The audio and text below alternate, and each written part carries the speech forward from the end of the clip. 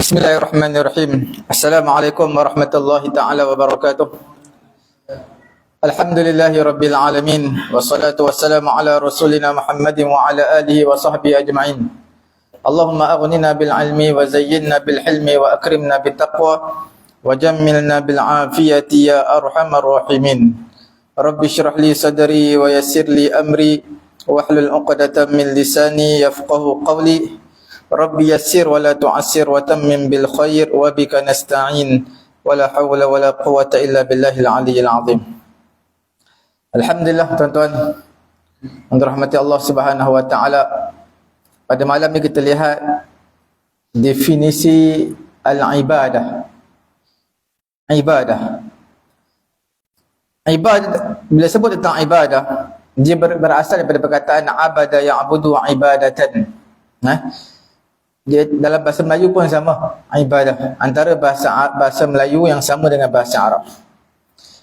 Dan dia ada makna yang kedua. Makna yang kedua iaitu makna yang pertama ni ibadah, iaitu makna yang lembutlah ibadah. Satu lagi makna yang kasar iaitu marah, abida ya'badu abdatan.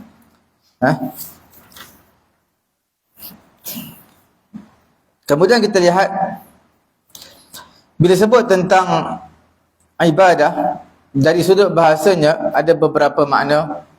Antara makna yang pertama yang masyhur adalah perkataan ibadah ini bermaksud ta'at, at-ta'ah, ketaatan.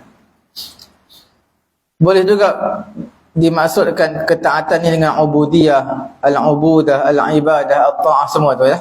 Semua makna yang sama. Ada makna yang kedua iaitu bermaksud at-ta'ah ma'al khudul wa tazallul wal istiqanah lil ma'bud. Ketaatan yang merendahkan diri, menghinakan diri lil ma'bud, kepada zat yang disembah. Dia taat juga tapi rendah diri.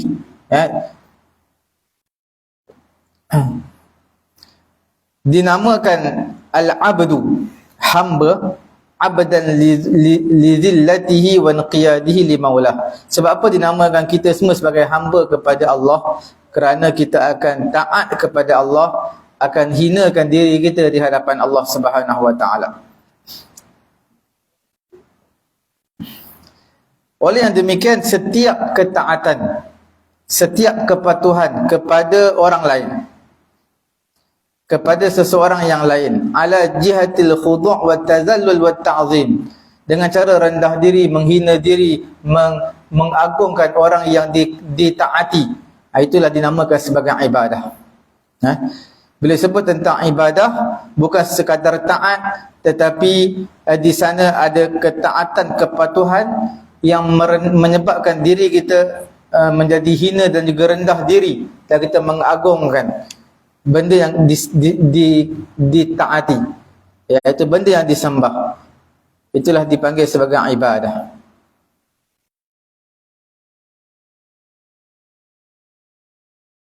Walaupun perkara tersebut bukan ditujukan kepada Allah. Kalau kita patuh kepada seseorang, rendah diri sungguh kepada seseorang, itu juga dinamakan sebagai at-ta'ah ma'al khudu'. Ketaatan berserta merendahkan diri, menghinakan diri kita. Tak semestinya kepada Allah, kadang-kadang kepada makhluk. Cuma kita tak sembah aja makhluk.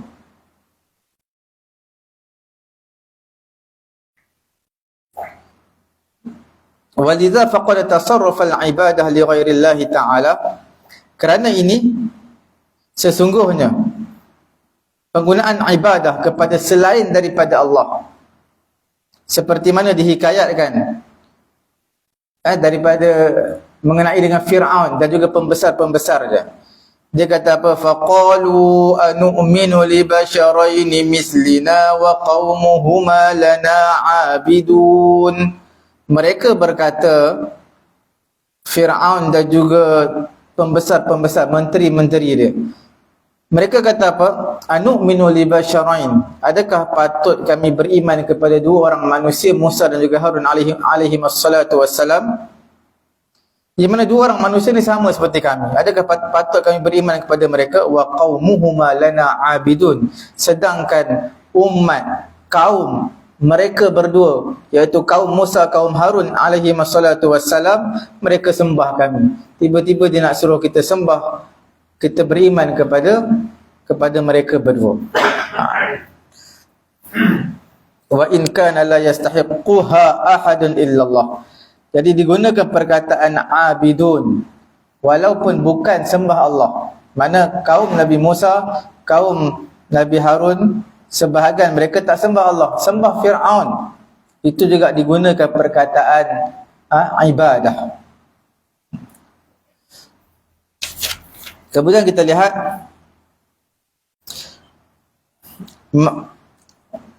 di sini ibadah ada beberapa makna dalam nas syara'. Bila sebut tentang nas, teks syara' ada beberapa makna. Makna yang pertama ittiba'ut tasyri'. Bila sebut tentang ibadah, makna ittiba'ut tasyri', mengikut pensyariatan dan juga mempraktikkan hukum hakam, iaitu halal, haram, ibadat, benda perkara-perkara fardu dan juga hudud, batasan-batasan.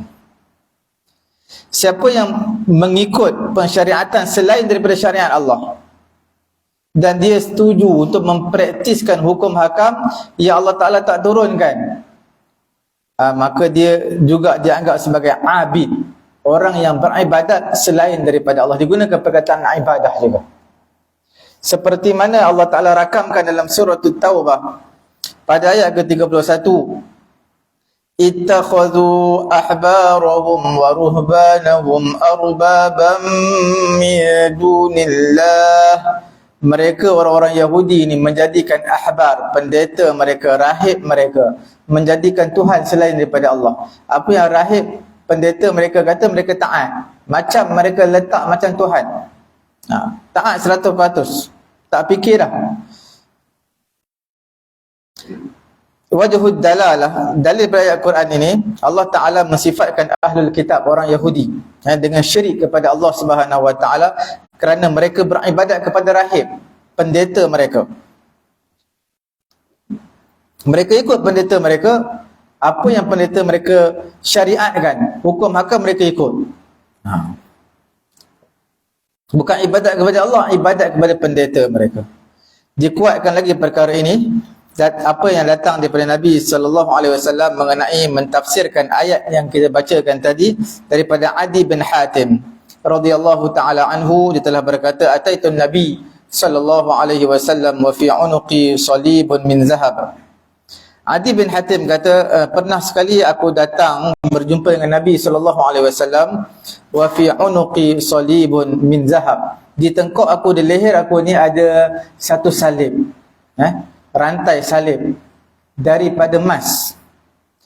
Maka Nabi SAW bersabda, ya Adi, wahai Adi bin Hatim, itrah anka hadzal wasan. Lemparkan benda itu, salib tu, daripada kamu, jauhkan daripada kamu. Wa sami'tuhu yaqra fi surati Bara'ah. Maka aku mendengar Nabi membacakan dalam surah Bara'ah, surah yang kita bacakan tadi, ittakhadhu ahbarahum wa ruhbanahum arbaban min dunillah.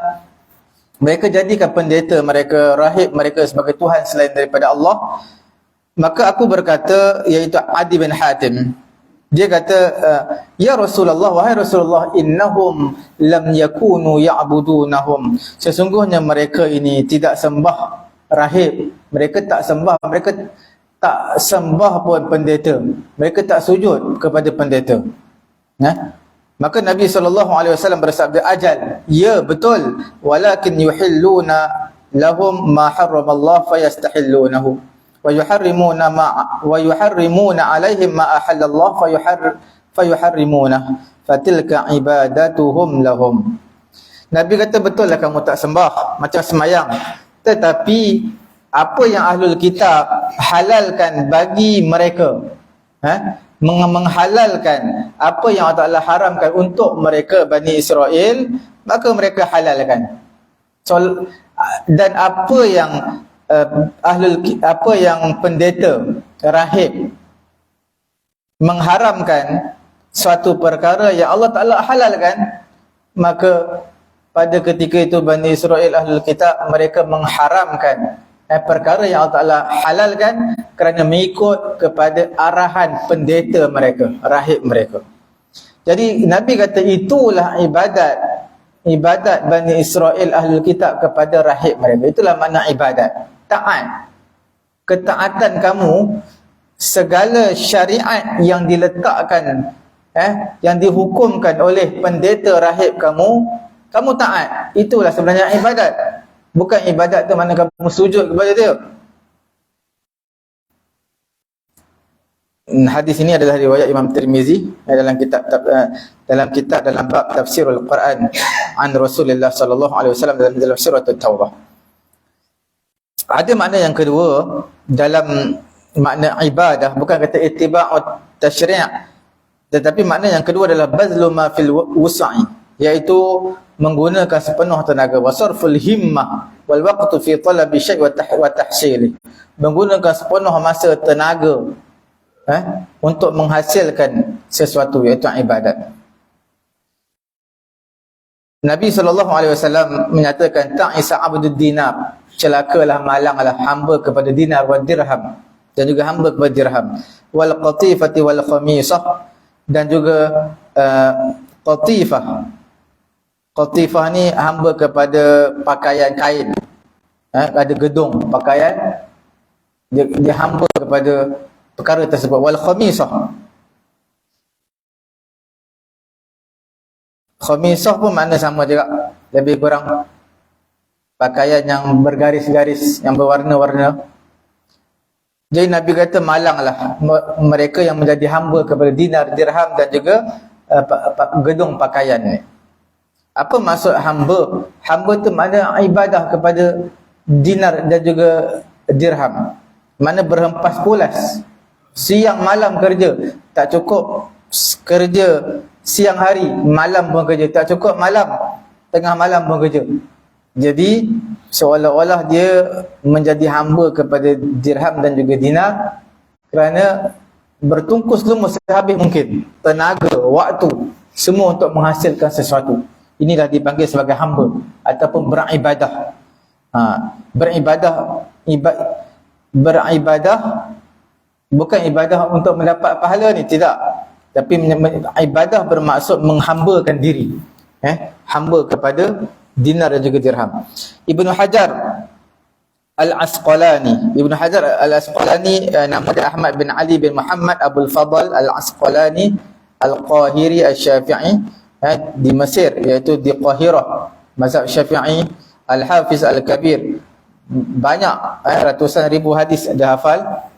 Al-Imam Al-Munfarid bi ma'rifatil hadis, orang yang mahir selok-belok hadis dan juga ilal, kecacatan hadis pun dia mahir. Dilahirkan pada tahun 773, tahun 700 Hijrah, dilahirkan di Mesir. Lazama Syekh Az-Zain Al-Iraqi fil hadis, dia belajar melazimi dalam ilmu hadis ini dengan Syekh Zain Al-Iraqi. Karangan dia cukup banyaklah Ibnu Hajar Al-Asqalani. Antara karangan yang paling masyhur adalah Fathul Bari. Dia wafat pada tahun yang wafat pada tahun 850 lebih lah. Dikebumikan di mana? Di Qirafah di Mesir. Ibnu Hajar rahimahullah ta'ala menyatakan abdud dinar, hamba kepada dinar adalah orang yang mencari dinar, tamak nak kumpulkan harta. Dan al-qa'im ala hifzi, dia jaga sungguh-sungguh. Faka'annahu lidzalika qadimuhu wa abdu, seolah-olah dia adalah hamba, khadam kepada harta. Dia jaga, dia cari, dia jaga. Kemudian kita lihat itu ibadah dari sudut apa tu? Ibadah dari sudut teks syariat. Bila sebut tentang teks syariat, ibadah bermaksud ittiba' tasyri', ikut apa yang disyariatkan, ataupun bertungkus lumus, habiskan tenaga dan juga waktu. Dari sudut yang lain, ibadah dari sudut term yang digunakan oleh ulama fiqh apa dia, ibadah ni terbahagi kepada dua, mustamaddun minal ma'na al-lughawi wa minan nusus al-syar'iyyah minal Quran wa sunnah wal al-mutahharah. Apa yang diambil daripada makna lughawi, makna bahasa, diambil daripada teks syarak sama ada Quran dan juga hadis. Ini kita namakan dia ibadah secara umum, secara am. Bahagian yang kedua, ibadah yang disebut oleh ulama fiqh dalam pembahagian mereka dalam bab-bab fiqh ada dia dengan makna khas dan dengan makna yang lebih spesifik. Nanti kita akan bincangkan, kita lihat dari sudut makna am, makna umum. Ulama menyebutkan beberapa definisi ta'rif yang cukup banyak mengenai ibadat ini. Kita lihat dan pengarang kitab mengambil definisi yang rajih, yang masyhur lah, yang kuat untuk ibadat ini, beserta dengan syarahan sedikit, syarahan ringkas. Antaranya Al-Jurjani. Jurjani ni siapa? Iaitu nama dia Ali bin Muhammad bin Ali Al-Husaini Al-Jurjani. Dia muda sikit daripada Ibn Hajar, tahun 740. Ibn Hajar 770 lebih. Wa yu'raf bis Sayyid Syarif. Dia dikenali ataupun masyhur dengan Sayyid Al-Syarif min kibaril ulama al-arabiyyah, orang yang pakar dalam bidang bahasa Arab. Qadimal Qahirah wa akhadha min ulama'iha. Dia datang ke Qahirah Mesir, ke Kahirah Mesir, dia mengambil ilmu daripada ulama-ulama Kahirah Mesir, kemudian dia keluar ke negara Rom. Pergi ke negara Rom. Bila pergi ke negara Rom, dia menjadi imam fi jami'il ulum al-aqliyah wa ghairiha. Dia menjadi imam, pakar dalam semua ilmu-ilmu akal, ilmu yang menggunakan logik dan juga selain daripadanya.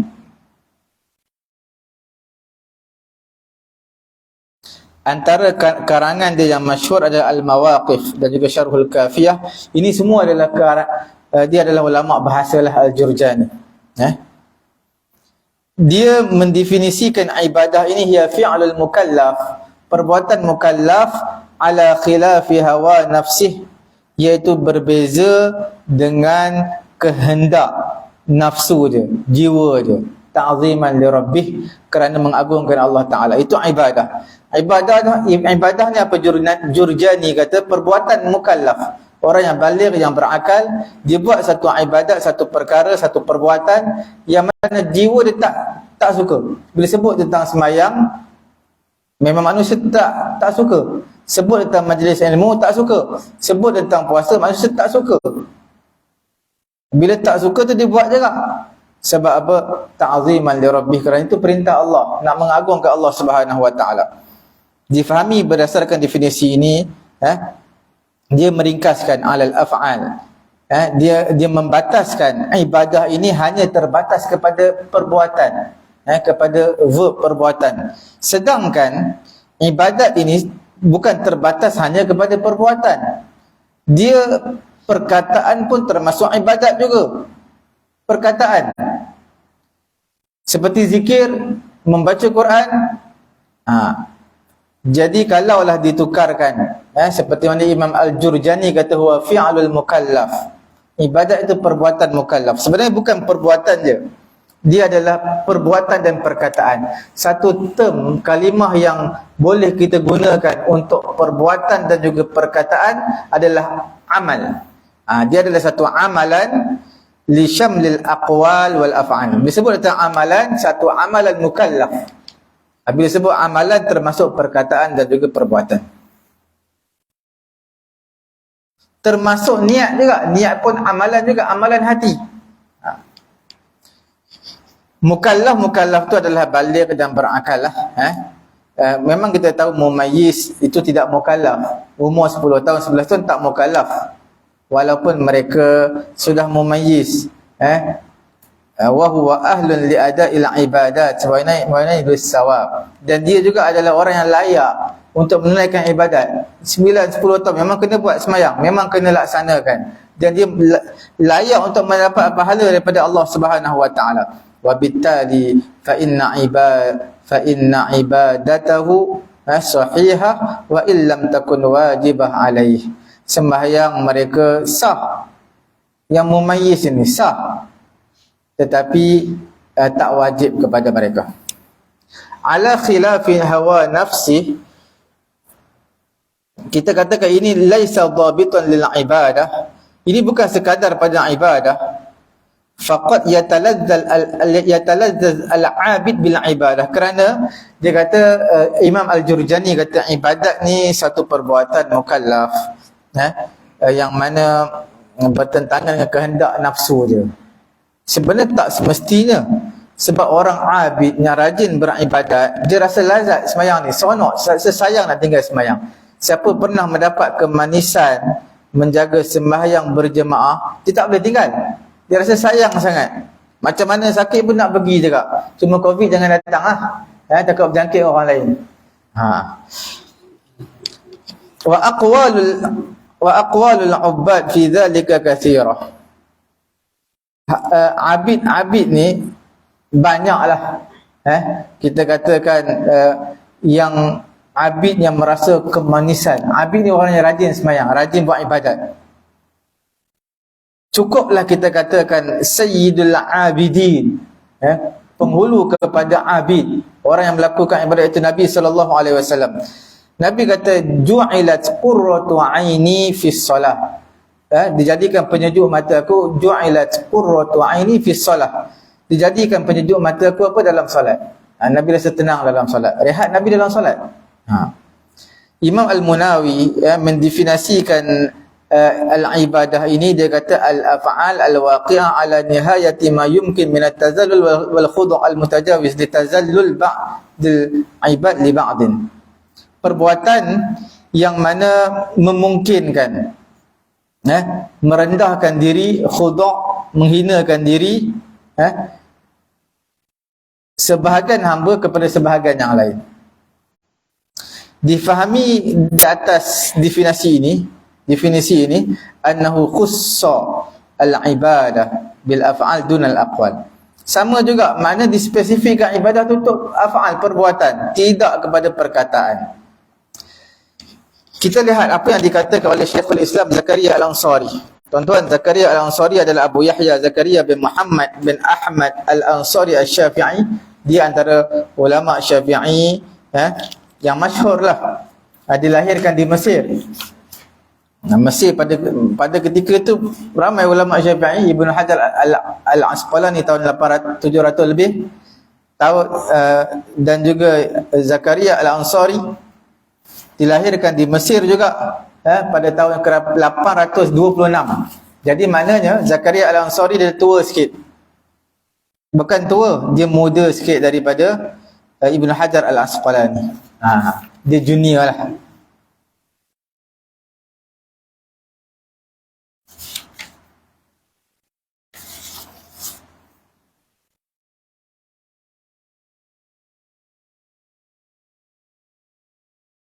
Okey. Hafiz al-Quran wa huwa saghir. Zakaria Al-Ansari ini seorang penghafal Quran, waktu kecil lagi dia hafal. Dan dia cukup mahir dalam bidang fiqh, dalam bidang usul, dalam language bahasa Arab, dan juga bahagian qiraat. Antara kitab yang masyhur dia adalah Asnal Matalib Syarah Raudhit Talib. Itu kitab fiqh yang masyhur lah. Dan dia hidupnya sampai 100 tahun dia hidup. Umur dia panjang. Fa'ulhiqa al-asaghir bil akabir. Dia umurnya panjang dan dia wafat pada tahun yang ke-900 lebih, 926. Jadi di sini Zakaria Al-Ansari, kalau tuan-tuan lihat, dia anak murid dia nama Ibnu Hajar, guru dia pun nama Ibnu Hajar.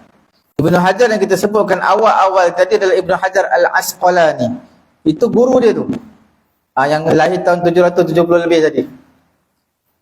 Dia belajar dengan Ibnu Hajar Al-Asqalani. Anak murid dia juga nama Ibnu Hajar, juga pengarang ataupun fatwa dalam mazhab Syafi'i, iaitu Dinamai Ibnu Hajar juga Ibnu Hajar Al-Haytami.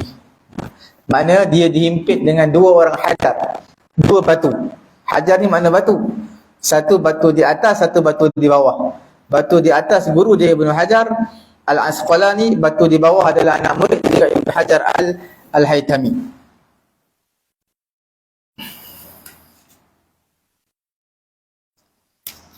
Ibnu Taimiyah rahimahullahu ta'ala mendefinisikan apa dia? Ibadah ini ismun jami', satu nama yang jami', satu nama yang mengumpulkan likulli ma yuhibbuhu Allah wa yardah min al-aqwal wal a'mal al-zahirah wal batinah. Satu nama, ibadat satu nama yang mengumpulkan setiap perbuatan yang Allah Ta'ala suka, Allah Ta'ala redha, sama ada berbentuk perkataan, perbuatan, sama ada zahir dan juga batin. Itu Ibnu Taimiyah kata. Ibnu Taimiyah rahimahullahu ta'ala juga menyatakan tetapi ibadah yang diperintahkan ini mengandungi makna zul, menghinakan diri. Dan juga bukan sekadar menghina, merendahkan diri, tetapi dalam merendah dan juga menghina diri itu ada terkandung kasih sayang, cinta kepada Allah Subhanahu wa ta'ala.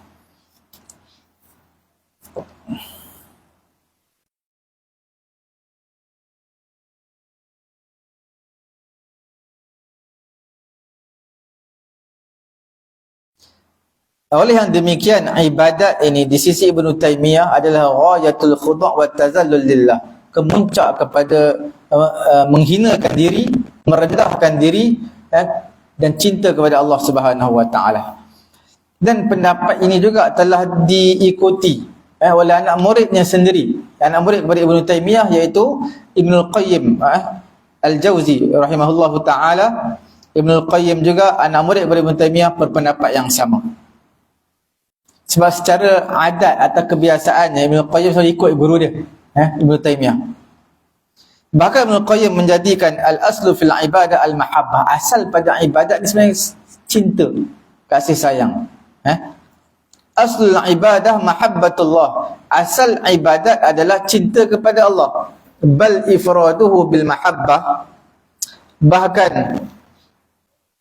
Bahkan apa, wa an yakuna al-hubbu kulluhu lillah, cinta semuanya hanya kepada Allah Subhanahu wa taala. Jadi Ibnu Taimiyah rahimahullahu taala dalam mendefinisikan ibadah, dia menyatakan ar-rajih, yang kuat dalam ibadah dua perkara. Yang pertama, lihat dari sudut syumul makna ibadah itu. Lihat dari sudut syumul, menyeluruh makna ibadah. Yang keduanya adalah tatminuhu al-mahabbah ka unsur asasi fil ibadah, iaitu kandungan ibadah tersebut adalah al-mahabbah, kasih sayang. Okey. Sebab itu Ibnu Taimiyah menyatakan ibadat dalam Islam dia merangkumi beberapa perkara yang kita sebutkan. Yang pertamanya bila sebut tentang ibadah, perkara fardu, perkara rukun dan syiar Islam, itu adalah ibadah. Sembahyang, puasa, zakat, haji, itu semua itu adalah ibadah. Wa ma zada 'alal fara'id min at-tatawwu'at, apa yang lebihan daripada fardu, iaitu perkara-perkara sunat seperti baca Quran, zikir, doa, dan juga yang seumpama dengannya seperti mana sumpah, nazar, ibadat korban dan seumpamanya, itu semua adalah dikategorikan sebagai ibadah. Jadi ibadah ni syumul, merangkumi fardu dan juga sunat. Perkara yang kedua, al-khudu' li ahkam syariah, iaitu patuh kepada hukum hakam syariat, apa yang halal, apa yang haram, apa batasan yang boleh, yang tak boleh, hudud, hukum-hukum hudud, faraid, pembahagian harta pusaka, semuanya kena taat, taat dan patuh terhadap hukum hakam syariat yang Allah Ta'ala tetapkan, maka itulah dipanggil ibadat.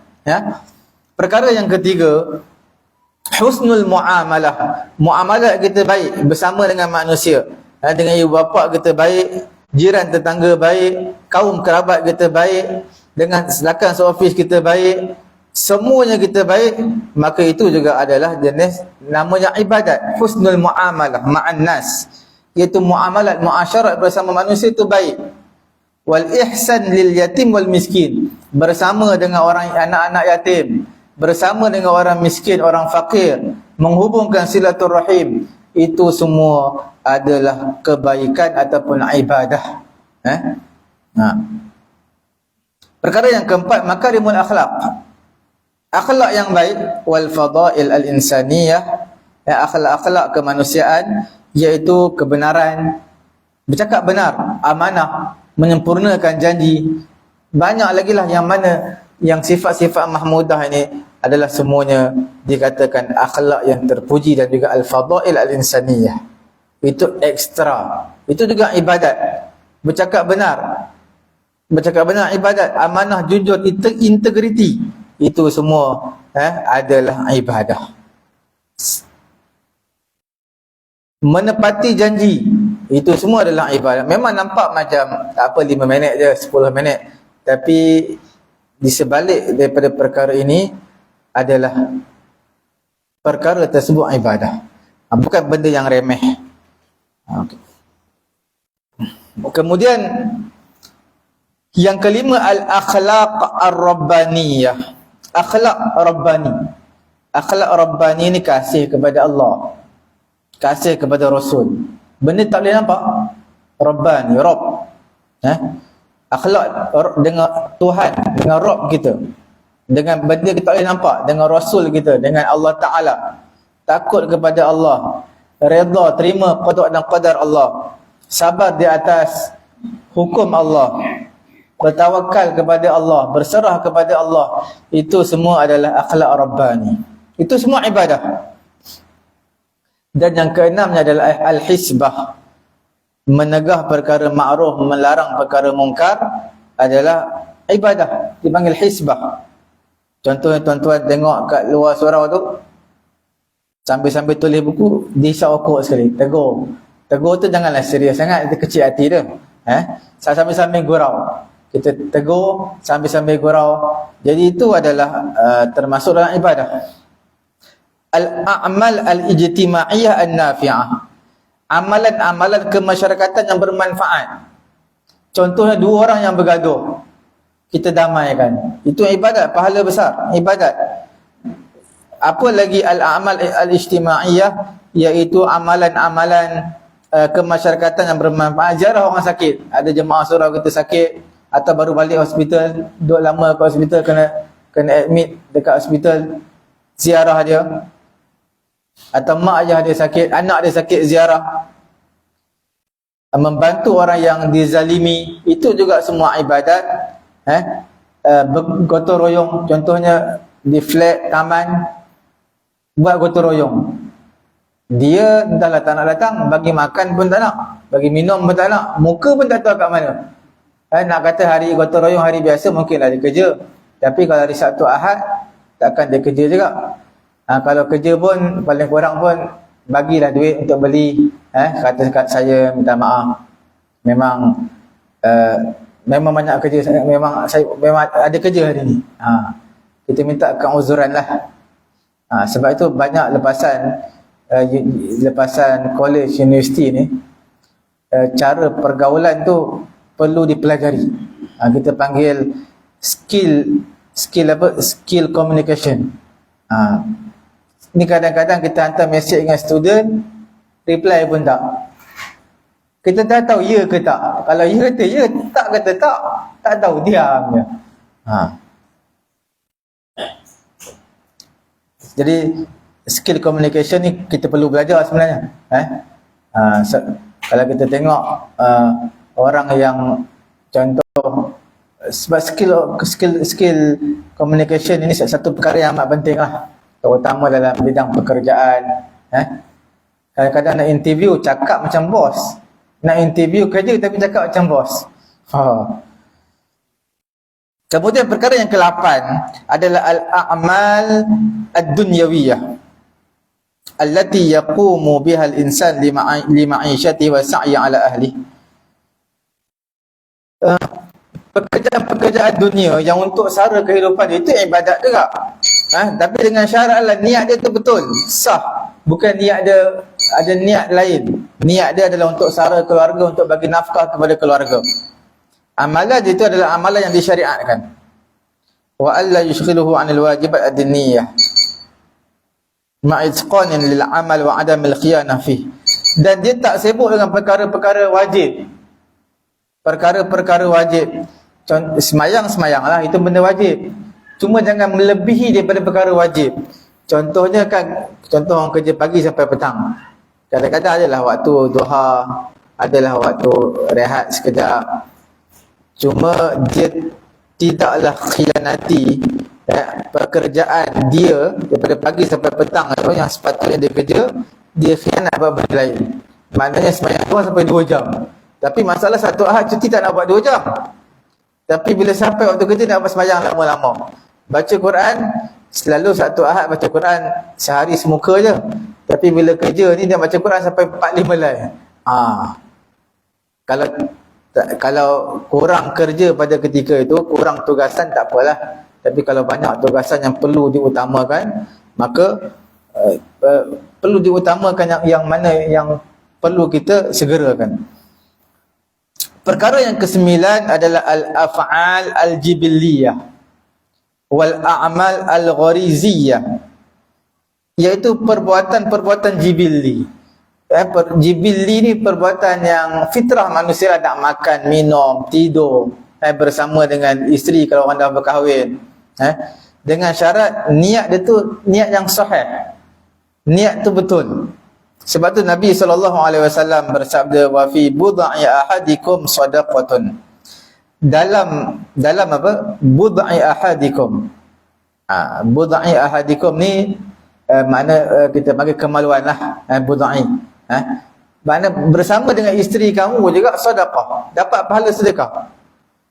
Pernah ditanya, la tahtaju ila, dikatakan la tahtaju ila niyah, dan tak perlu pada niat. Lianna dalalatal hadis annahu tuktab lahu sadaqatun bimujarrad an tasrifuhu 'anil haram. Tak perlu pun kita niat nak bersama isteri, tak perlu pun kita niat apa-apa, memang dapat pahala. Sebab apa?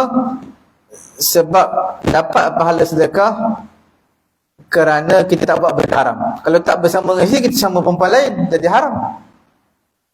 Bila kita bersama dengan isteri, dapat pahala sedekah, seolah-olah kita telah berpaling daripada perkara yang haram. Makan, minum, itu semua adalah ibadat, tapi kena niat lah. Benda ni kena niat. Makan, minum ni kena niat. Mandi, sebab dia benda yang harus kena niat. Sebab apa kena niat? Sebab kalau tak kita makan setakat kenyang perut, tapi kita makan niat nak buat ibadat kepada Allah, nak dapat tenaga. Minum nak hilangkan dahaga supaya dapat boleh banyak baca Quran, banyak berzikir. Mandi supaya kita dapat wangi, kita badan selesa, wangi, cergas, orang pun selesa dengan kita, maka dapat pahala. Perkara yang ke-10 adalah tashihul wajh fil hayah yaj'al hayah kulliha ibadah. Mentashihkan kehidupan kita, membetulkan kehidupan kita, semuanya kehidupan kita ini adalah ibadah. Semua yang kita buat adalah ibadah. Yusuf Al-Qaradawi hafizahullah ta'ala, rahimahullah ta'ala, dia kata apa? Bihasbil muslim an yanzura ila nafsihi ala annahu khalifatun lillah fil ard, muhimmatuhu an yunaffidha amruhu. Cukuplah orang Islam ni dia melihat diri dia adalah khalifah di permukaan bumi, muhimmatuhu, tugasan dia adalah melaksanakan perintah Allah, wa yuqima hududah, melaksanakan hudud Allah, batasan-batasan Allah, wa yu'li kalimatah, meninggikan kalimah Allah, wa yaquma biwajibil ubudiyah lahu ta'ala, dan buat perkara-perkara yang Allah perintahkan, yang Allah wajibkan. Jadikan semua pekerjaan, perbuatan kita semuanya ibadah. Sama ada perkataan, perbuatan, pergerakan, diam kita, semua adalah ibadah hanya kepada Allah Subhanahu wa taala. Ini yang Yusuf Al-Qaradawi kata dalam al-ibadah fil Islam.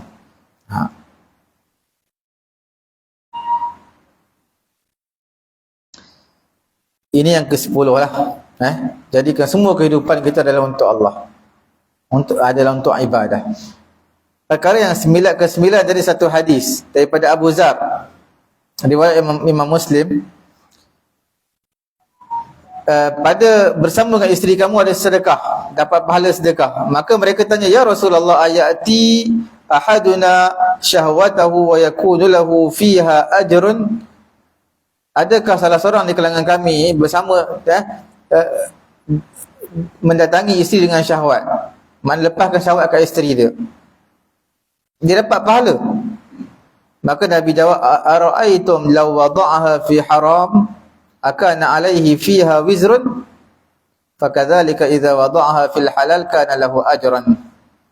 Nabi kata, kamu apa pendapat kamu kalaulah seorang lelaki dia meletakkan syahwat dia pada perkara yang haram bagi kat perempuan lain, maka adakah dia satu dosa? Maka Nabi kata, samalah juga bila diletakkan syahwat dia pada perkara yang halal, maka dia memperolehi pahala daripada Allah Subhanahu Wa Taala. Kemudian kita lihat sikit lagi mengenai dengan apa dia ni, al-iltizam bi syar'illah, melazimi syariat Allah Subhanahu Wa Taala pada semua perkataan, perbuatan, semua situasi. Kita lihat makna ibadah itu ada makna khas, ada makna makna umum. Bila ibadat ini, ibadat dari sudut makna istilah, dia adalah rukun Islam, syiar Islam. Kita lihat, bila sebut tentang rukun Islam, semayang, puasa, zakat, haji. Bila sebut tentang syiar Islam, syiar ta'abbud, syiar apa ni, menghabakan diri kepada Allah, seperti mana azan, iqamah, umrah, membaca Quran, zikir, doa, semua yang perkara-perkara sunat ini dipanggil sebagai syiar juga. Apa yang disyaratkan untuk ibadat, sebab ibadat ada rukun ibadat adalah rukun Islam lah, puasa semua tu. Dan syiar kepada Islam adalah azan kan syiar. Sebab tu azan kena buka speaker luar. Tapi kalau semayang tak perlu buka speaker luar semayang. Semayang orang dalam cukup lah. Bukan orang atas flat nak ikut kita semayang. Okey. Baca Quran, semua itu adalah satu syiar lah. Ada juga disyaratkan untuk ibadat. Ada benda yang disyaratkan, perkara yang disyaratkan untuk ibadat. Contohnya seperti wudu. Nak semayang kena ada wudu. Nak buat ibadat, nak baca Quran, semua kena mandi hadas besar. Siapa yang berhadas besar? Itu disyaratkan untuk ibadat. Dan apa yang seumpamanya, iaitu seperti mana sumpah, nazar, kafarah, ibadat korban. Itu semua adalah perkara-perkara ibadat yang dihukumkan dengan ibadat. Kita lihat sikit lagi. Sikit, 5 minit ya.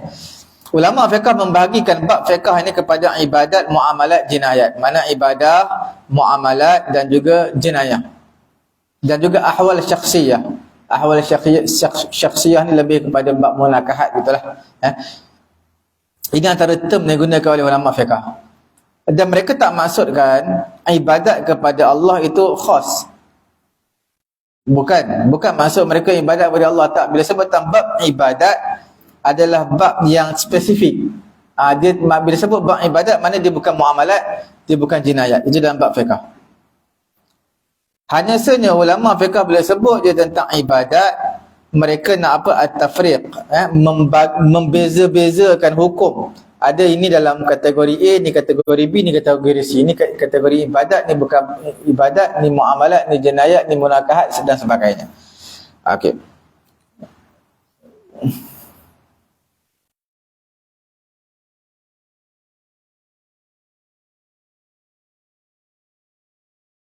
Perkara yang kedua,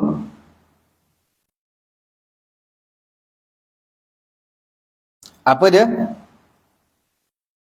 At-tafriq bainal ahkam allati al-asla fiha at-ta'abbud duna al-iltifa ila ma'ani wal maqasid.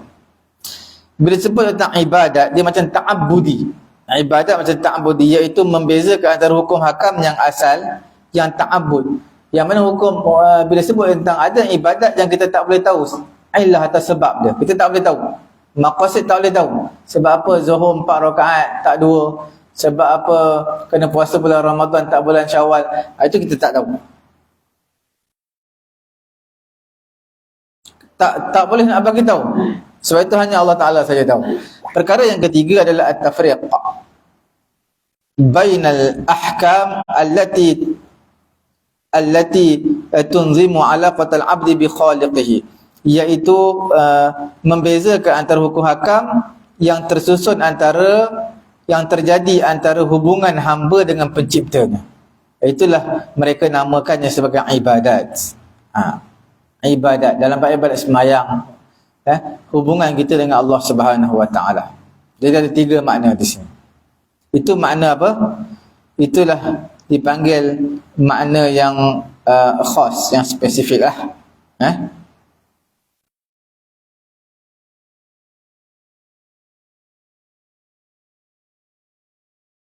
Bila sebut tentang ibadat dalam bab fiqh yang kita sebutkan tadi, itulah makna secara spesifik.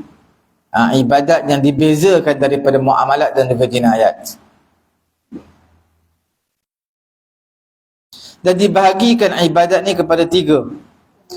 Ibadat ni dibahagikan kepada 3.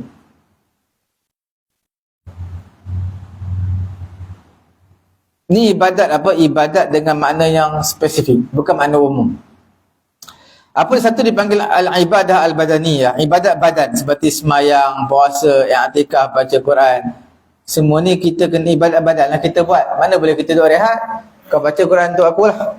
Kau doa dengan aku, semayang untuk aku tak payah buat. Ini nama ibadat al-badaniyah al-mahdhah. Ibadat badan semata-mata. Kita yang kena buat. Kategori yang kedua dipanggil al-ibadat al-maliyah al-mahdhah, iaitu ibadat harta semata-mata. Dia tak kena mengena dengan badan. Contoh mengenai dengan zakat harta, zakat fitrah, sedekah, ibadat korban, semua tu guna harta. Semua tu guna harta. Bila sebut guna harta, dia boleh suruh orang lain. Ibadat korban, aku bagi duit je lah, kau buat lah, kau uruskan semua sekali, boleh? Itu sebab dia membabitkan harta. Ni duit zakat pun aku tak ada masa nak bagi dekat asnaf, serah wakil kepada kamu lah. Cari mana orang miskin, boleh? Wakil boleh? Tak sempat nak bayar zakat fitrah, sibuk bulan puasa. Pagi kerja, malam kerja, malam tarawih tak sempat nak bayar zakat fitrah, wakil orang lain bayarkan, boleh? Sebab dia harta. Ada yang ketiganya, ibadat al-badaniyah al-maliyah, ibadat badan dan harta, iaitu ibadat haji dan umrah. Haji ni badan pun kena kuat, bukan sakat badan, kena kuat, duit pun kena kuat juga. Tak ada duit macam mana nak pergi haji umrah? Cuma haji sebelum PKP, haji dibenarkan, tak salah saya, bawah 75 tahun dibenarkan sebelum PKP. Masuk je PKP tak dibenarkanlah menunaikan haji melainkan pada tahun ni dibenarkan menunaikan haji untuk had umur 65 tahun. Tahun ni 65 tahun. Tahun depan tunggu keputusan tabung haji. Tunggu keputusan kerajaan Saudi apa yang dia bagi tahu. Dia bagi tahu kepada kerajaan Malaysia apa benda. Dia bagi tahu kuota berapa banyak, umur limit dia berapa. Kalau limit dia kata nak sampai umur 70 aja. Maka 70 jelah. Walaupun dia umur 80 tapi macam umur 18 sama juga, sebab dia tak nak tengok kat kamu sihat ke tak, dia kira limit umur. Tapi dalam masa yang sama tak semesti limit umur juga. Tapi kalau umur 18 sakit macam-macam mana kita nak pergi haji, duit banyak, sakit. Sebab selalu pergi haji dan umrah ni, haji mereka akan check dulu. Dalam beberapa bulan sebelum tu confirm pergi, akan check semua. Kalau kesihatan okey, boleh. Yang dimaksudkan dengan dan awal muradu min hadhihi al-ibadat al-wajibat al-mandubat, yang dimaksudkan dengan ibadat di sini adalah perkara wajib dan juga perkara sunat. Cukup sekadar itu dulu. Mudah-mudahan Allah Ta'ala beri kefahaman kepada saya dan juga tuan-tuan. Ada apa-apa soalan?